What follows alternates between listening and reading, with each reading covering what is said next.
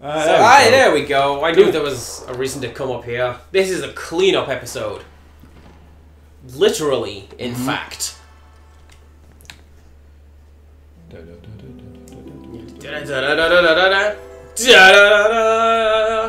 I was trying to do the one from Harry Potter 1. Isn't that just the one from Zelda anyway? It's very, very similar. It's a lot less triumphant, a bit more ooh.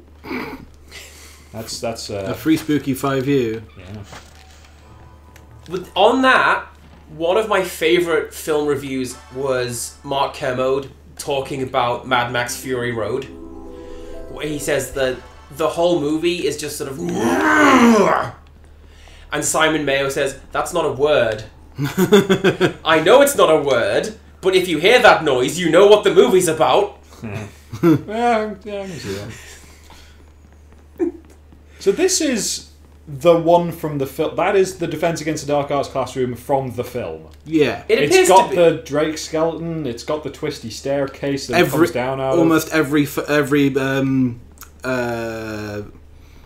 Almost every picture is of Lockhart. Oh, I like that one. Yeah, Lockhart picture like being that bros one. with That Dumbledore. one. Yeah!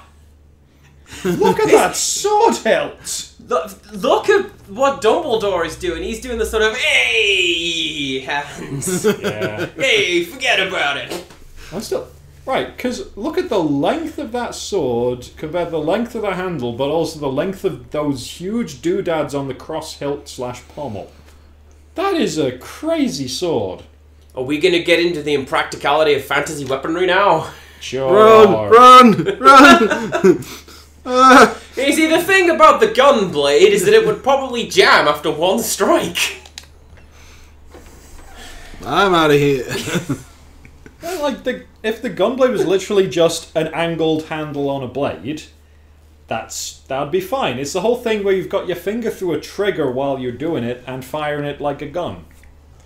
Like, that's what kind of hits me as, okay, that's less practical, but just an angled handle on a blade I could buy as a thing for different strike angles. I think that's how a lot of swords are. I mean, especially, say, the old... Like, I mean, at the very least, it would give an interesting look to the sword. If it were just a case of, this one has a gun handle. Like, you hold it up now. Yeah. The Keyblade, for example, doesn't have anything particular special with the handle. It's just, it looks like a key. Well, that looks actively more difficult to use. You hit people with the blunt bit for some reason. What? Well, it's like, for that, with how because it's a big circle and you hold the handle in the middle of the circle. Yes. You then can't, I think, have the blade aligned with your hand because it's got to be off-center a bit to allow for your hand to grab into the... That just seems grossly impractical. And also, you know, it's a giant key. They aren't known for their balance points. You see, balance point wasn't the thing I was thinking of. I was thinking they're not known for being sharp. You can sharpen one. Well, yeah, but even then, wouldn't it be a thrusting weapon rather than a slashing weapon? What kind of key are you thinking of? The kind of key that Sora uses. Well, yeah, but that's like a Yale key, not a Yale key, like a non-Yale key, but like you just sharpen the bits down. Yeah, well, and then it looks like an axe. I suppose you can use it like one of them Nepalese choras, presumably. So, what's your favourite fantasy weapon, Peter? Let's pick holes in that.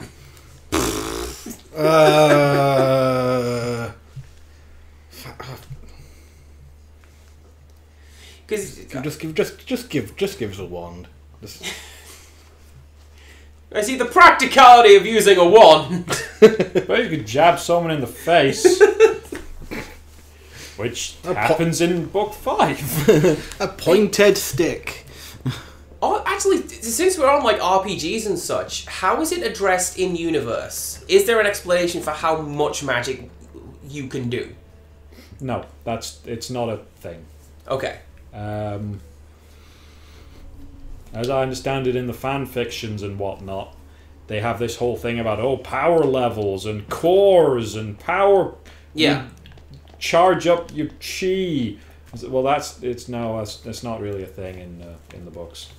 Because, well, I say, at least in part because it's not something Rowling cared to bother thinking about. Yeah. And it's a thing that, you may as well not think about. Well, I know, for example, in video games, the HPMP system is because otherwise Firaga for days.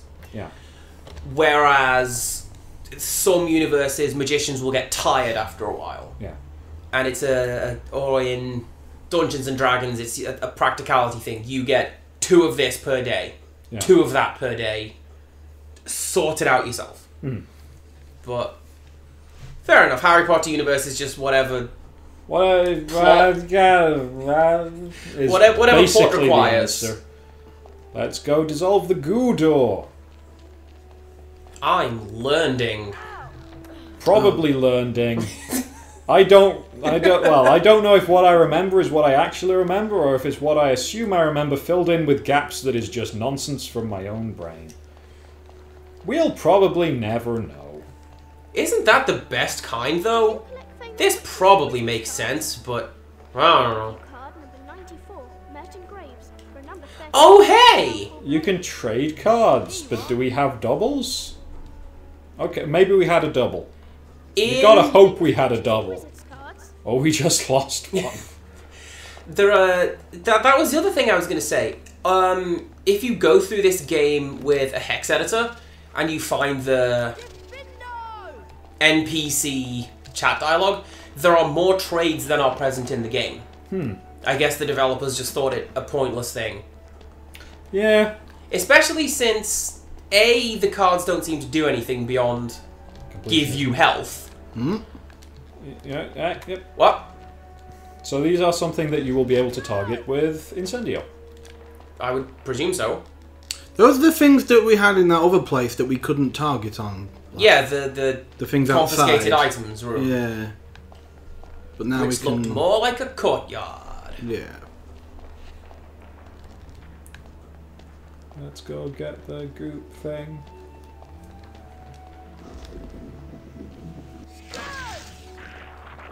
I wonder at what point people started, being overly critical of fictional things. Because, when I was in school and Final Fantasy VIII came out, it's a sword and it's a gun! That's I love both of those things. It's the coolest! And at some point people started going, actually... I think that is when you leave your early to mid-teens. I don't think it's... Because I remember when I was in year 8, and one of the lads in my class kept on going on about Shadow the Hedgehog, and the new Shadow the Hedgehog game, and how it's so cool. He's got a gun, and he runs around... He doesn't, run really fast, he, skates on his feet, but he doesn't have...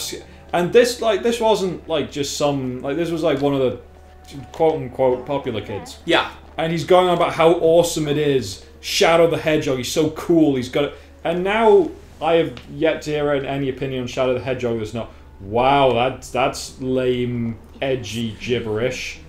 It would have been passable if literally any other IP was the main character. It tries to be all super serious but you're talking about anthropomorphic hedgehogs. Well, yeah, but that's the thing, is that he is the anthropomorphic, super edgy hedgehog. He's the bad boy who doesn't get... Yeah, but that's the thing. But the thing is, here we had, a bunch of 13, 14-year-olds going on about how cool it was that this hedgehog had a gun. And then, they leave their early mid-teens, they're like, oh, that's rubbish. That's lame and dumb. Well, like I say, take the game and call it Joey Edgelord, and that make that the main character. It would have been better received, I feel, than Shadow the Hedgehog. Yes.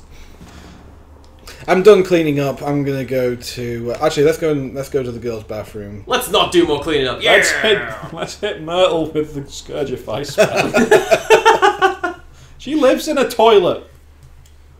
But she's also a ghost, so...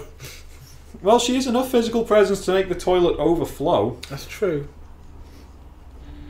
That's true. Okay. Yep.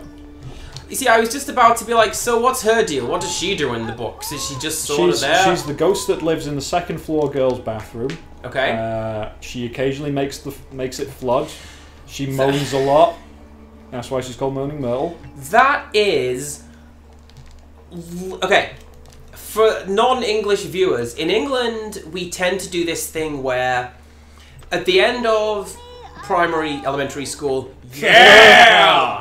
Get inside that ghost head. When you are... That's really horrifying. That actively looks like a monster. It must be intentional. I don't think so.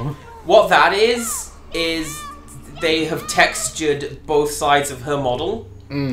Whereas they should have left the inside untextured so you could see through it rather than here are her horrifying eyeballs.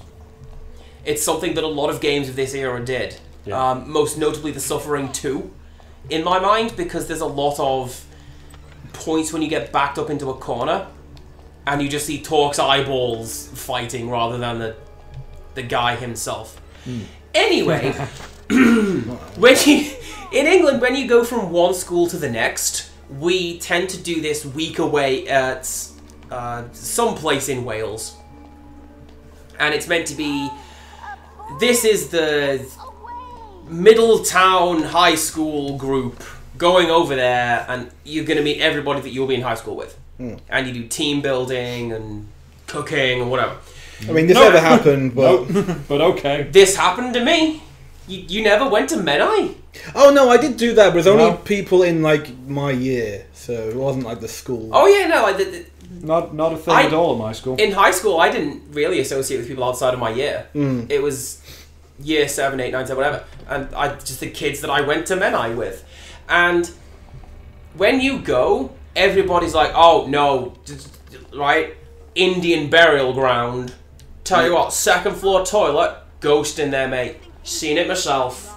Come round, kill you tonight, you will. And that happens for every school. Every person I have spoken to who has gone to Menai, I'm expecting Peter to now correct me. Every school group that goes to Menai is like, no, mate, ghosts. Yeah. And that appears to be what Moaning Myrtle is, just that in book form. So now you've mentioned it, and the fact that we're literally playing this game.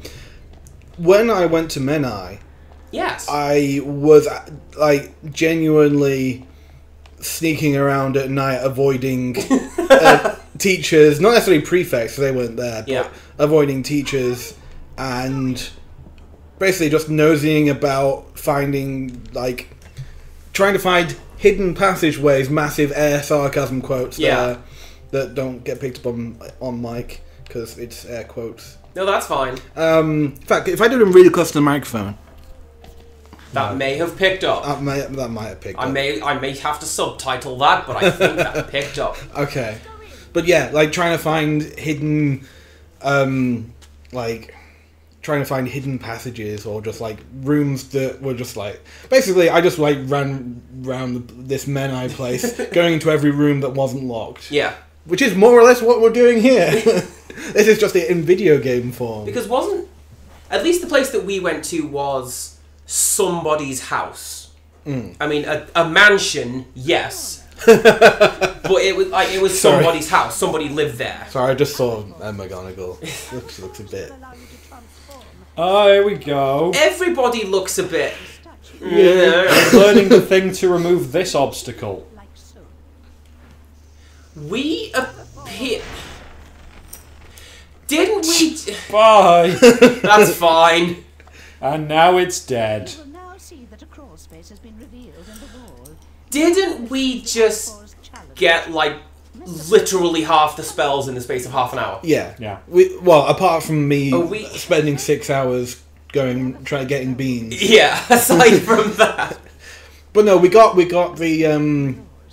Because, like, this feels like something has run out. Yeah, they've run out of inspiration, or time, or budget. Something has run out. And they are now like, 4 spells, go! To be fair, the Alhambra just happened because we went straight from learning anti-goop spell to getting the money, getting the stuff. I really appreciate that finding the 100 beanbag bag gave filled us you with 100 100 beans. Yes. Yeah. I generally like it when games do that because not very many of them do. Mm. So when they do, it's like, yep, Oh, look at this letterboxing. So cinematic. this is something important. Look at that face! Look at that face. Ah, yeah. I have treacle.